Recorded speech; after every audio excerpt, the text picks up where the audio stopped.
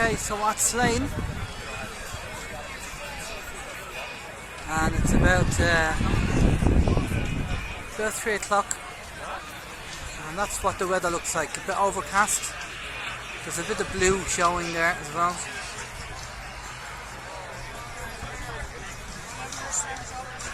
So we'll give you an update shortly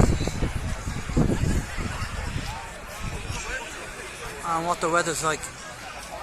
That's the stage there for Metallica and Ghost.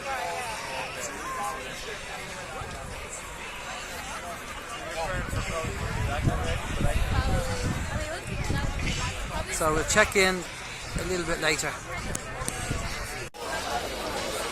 Okay, it's now near 5 o'clock, and you'll notice that there's loads of people wearing rain gear and a lot of people standing up.